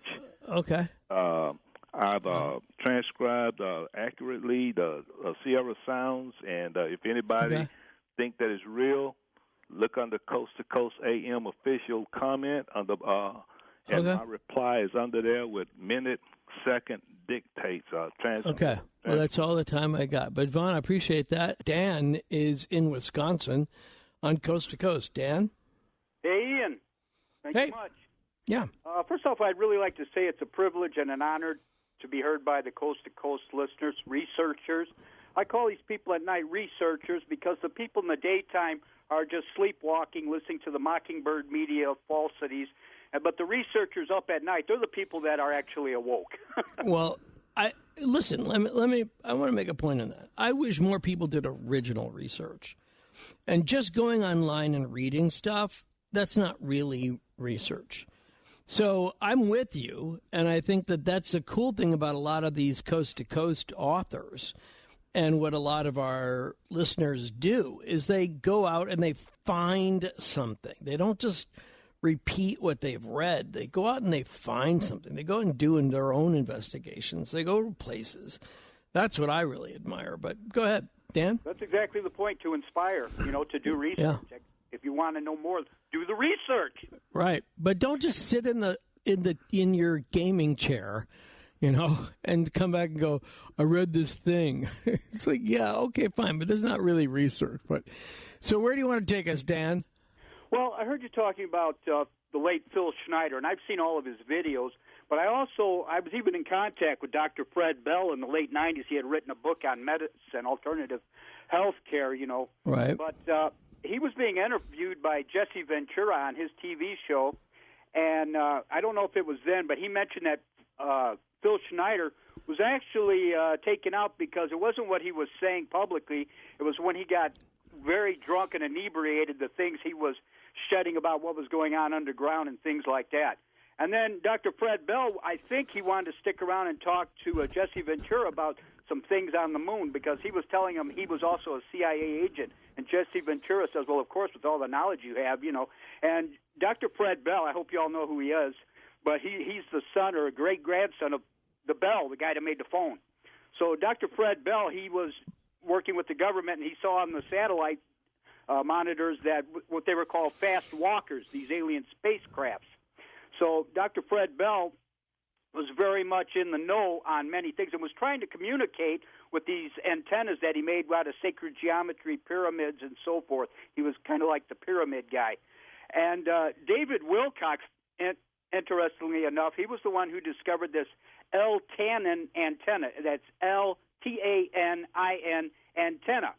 And then this guy, he developed the math to follow how these fast walkers were coming into our space, our cosmic part, and that math was a breakthrough to the military and so forth. So I encourage the listeners, the researchers, to look into the L-tannin antenna. And if you could find the paper that David Wilcox wrote, you'll have a good first base to do the research on that. But Dr. Fred Bell, he was also, we call it suicided. They said he died of natural causes.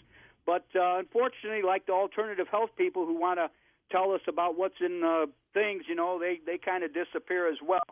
But we got to stay awake. Are you alleging that who is it that you're alleging kills them? Yes, only no. Who is it? Who's the they? I'm just always curious. Who's the they, as opposed to the, he committed suicide. Yeah. Well, they're the ones that put their finger to the lips and say it's a secret. They all belong to the secret societies that we're not a member of. Okay. And they have to take an oath, as Bill Cooper told us. If you have to take an oath to join any clique, any club, any religion, it's not a religion, it's a cult. Stay away from it. And these people all belong to a cult, and they all send their money, dollars go to Lucifer. It's all to support Lucifer. All right, we'll leave that there. Thank you. John is on the international line in Newfoundland on Coast to Coast. John? Yeah. Hi, Ian. Hey, Newfie. Hi. Good to talk to you. I'd like to talk about what I think are the real causes behind the Havana syndrome. Just before I do, want to mention last year, interesting. Biden. Go ahead. Last year, the Biden administration, they released a report into the final research on the Havana syndrome. And one of the things they said in the report is that radio waves could have caused the symptoms of the Havana syndrome. And some of those symptoms are extremely serious, anything from headaches to brain damage. Sure.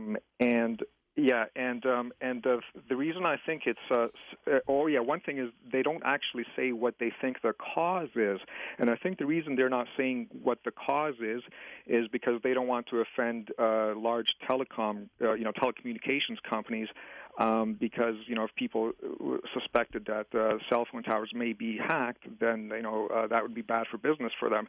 But the reason I think it's cell towers is, I've done the research. Cell towers can be hacked. There's no doubt about that. And the reason I think that they are being hacked by at least one person, it's a person that I know very well. It's a person who is an IT expert, and basically I started getting some of the very same symptoms, especially severe headaches that the Havana syndrome people got.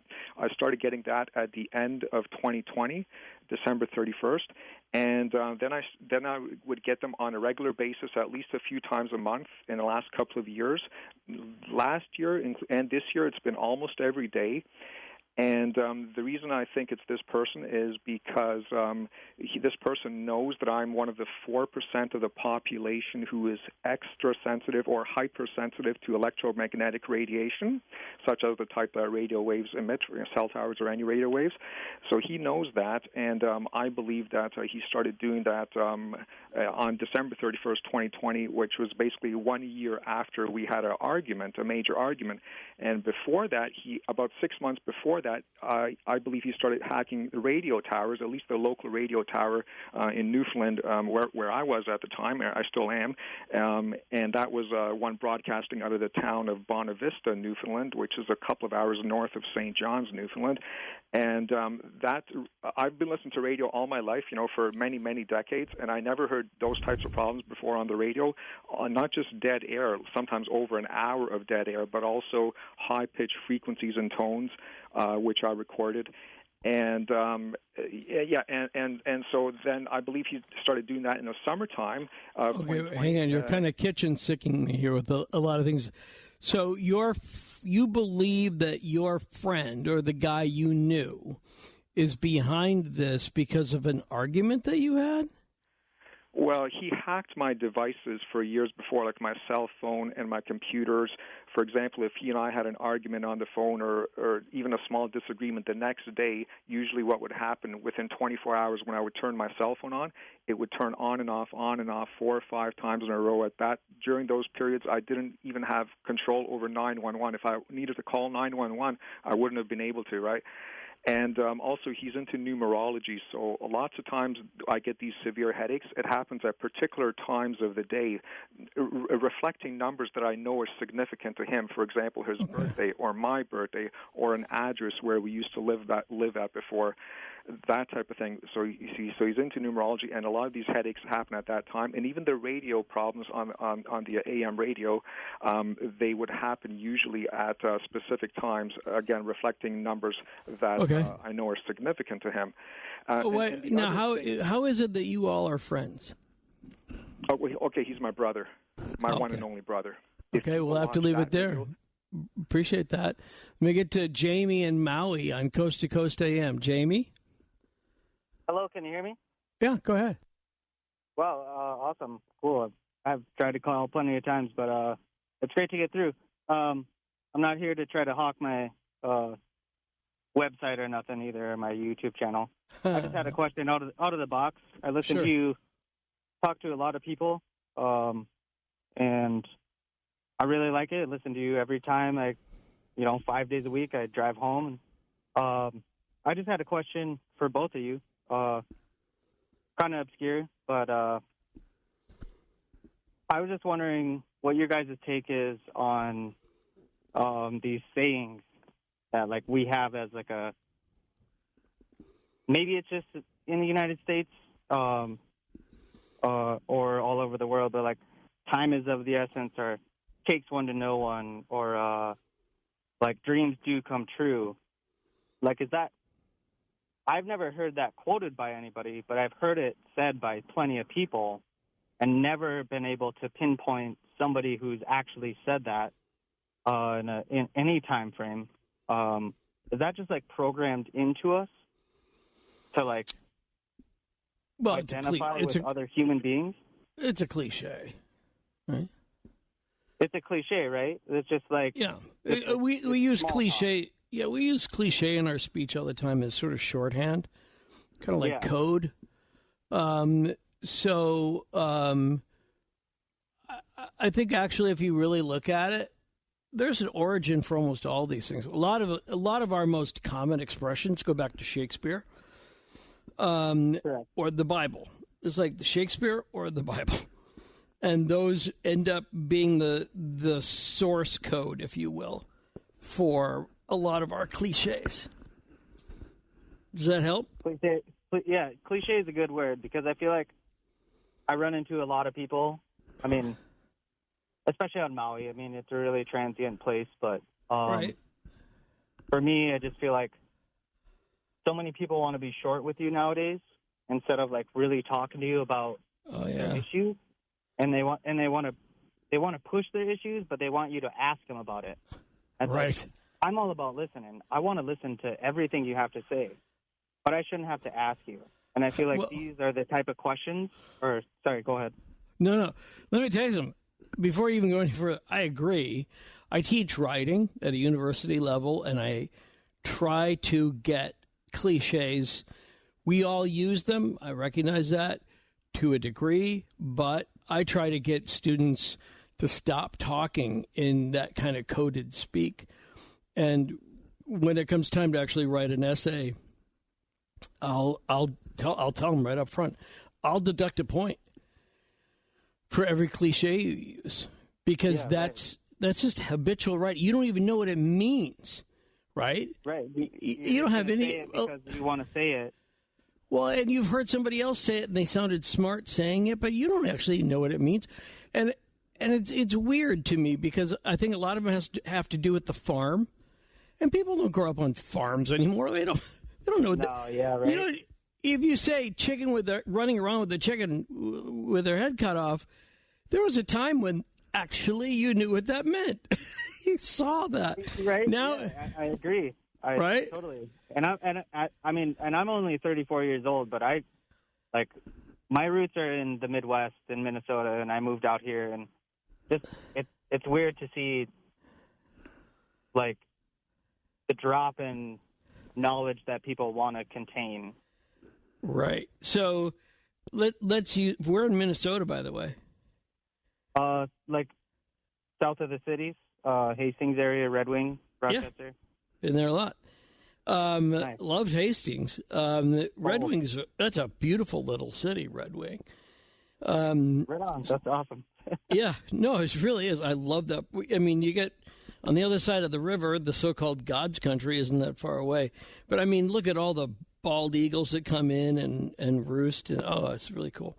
So, but I think that's what we do. I think especially with the nationalization of media and the internet, and with people who speak in shorthand on digital media and cell phone messages, they're pretty happy with these meaningless expressions they're expressions that have meaning. They just don't happen to know what they actually mean.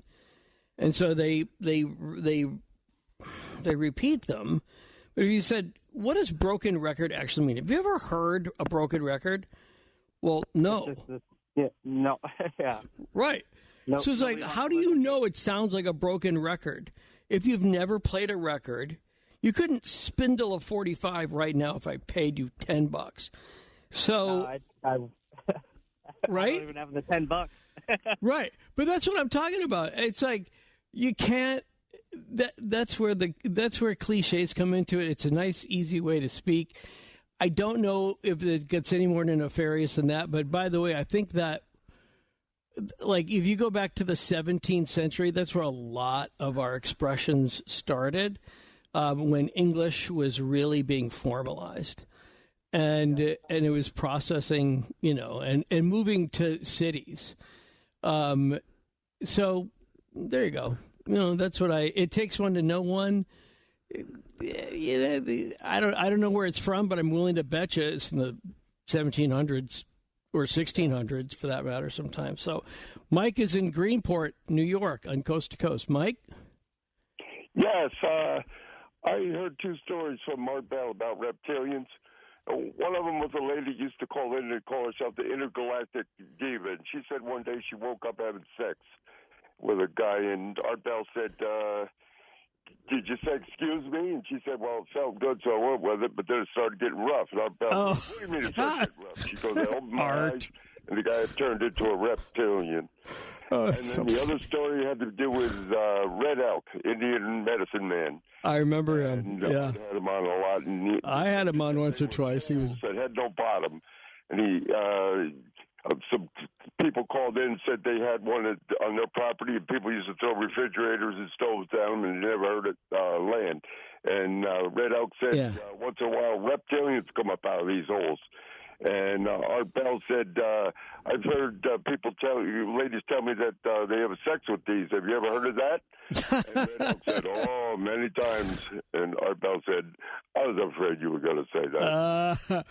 Or he hoped he was going to say that. You know, it's funny, that makes me so happy, Mike, in its own weird way, because that really is how Art talked. And I didn't have a lot of private conversations with him, but I certainly listened to him enough. And he created a culture where, that kind of jocularity was so perfectly Art.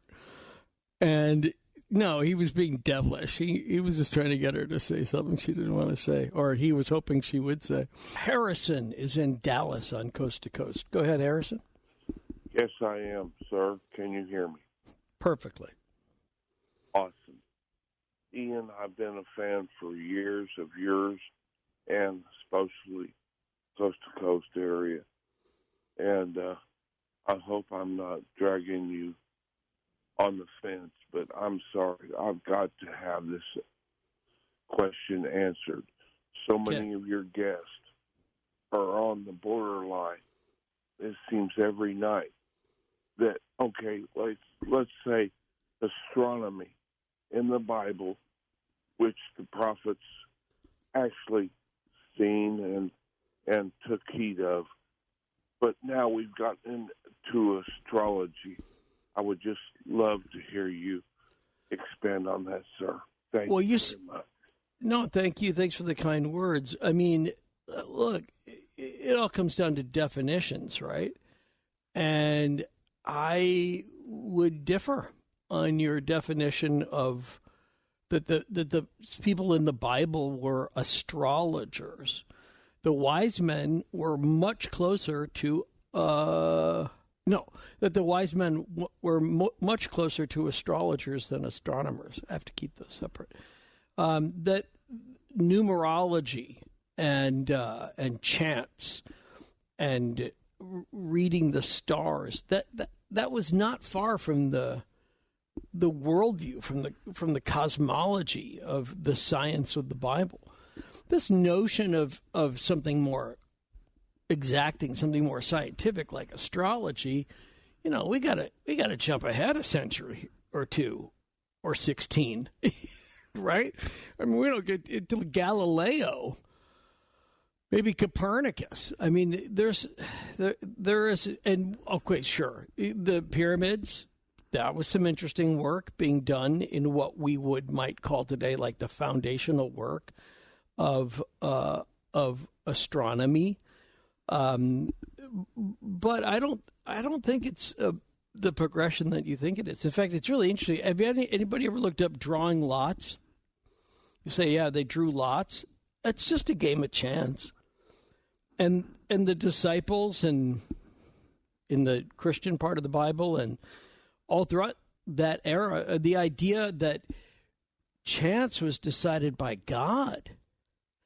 So it wasn't in conflict with God. If you drew lots, you were divining what God wanted people to do.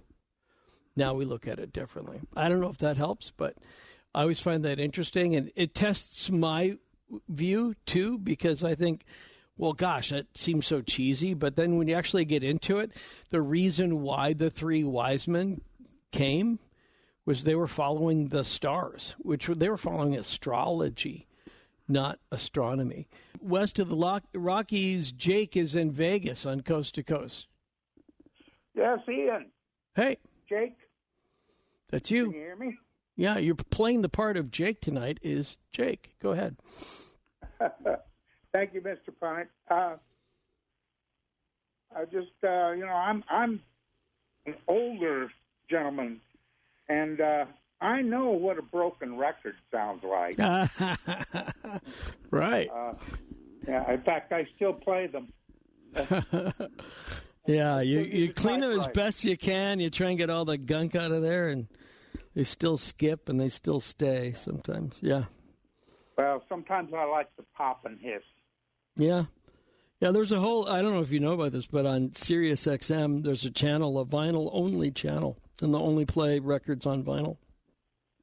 Oh, wow. That sounds interesting. I have to play my own vinyl here. I get that. And, there are a lot of reissues of classic vinyl albums because people have worn them out, and now that vinyl's back in again, people want a fresh, real copy of Dark Side of the Moon, or they want it of, Thelonious Monk or something. So, yeah, happens. Well, there's used record stores. Once in a while, you can get a good bargain at those. That's true. Pull it out and find out that whoever bought it didn't play it much. That's always nice. Right. Yeah, I agree. But it still has, like some albums, it still had the plastic sleeve on the inside, and it's it's pristine. It's awesome. I last called a radio show, probably must have been early 70s, 70, 71, and I called Al Jasbo Collins. I remember Al Collins in Colorado? Well, he was here on the West Coast. But okay. I guess he got around, as far as I can tell. He was the one who had a purple grotto, and you'd call in, and he would majuberize you. I know. Different guy then, yeah. Yeah, recite the... I ain't got to show you no stinking badges. Why? Right. Sierra Madre. Yeah, it's funny. I have never heard of this guy, so I'll have to go back and look at him because I find old jock stories and the successful local disc jockey who stayed in the business a long time became. A lot of those people are almost totally forgotten. Like I'm reading here just in the wiki page, it says that Jasbo Collins occasionally hosted The Tonight Show in 1957. Okay, that's cool. Didn't know that. Yeah, that's the old Steve Allen days. Yeah, I mean, I'm guessing, so thank you. Appreciate the heads up on that. All right, so that'll do it for tonight. Thank you, everybody. That was a fun night. Deus te mat. I do, too. The Coast mobile app is now available for download on iPhones and Android devices. You can become an insider directly through this app. This is a great option for our international listeners, and new users will also receive a free 2-week trial.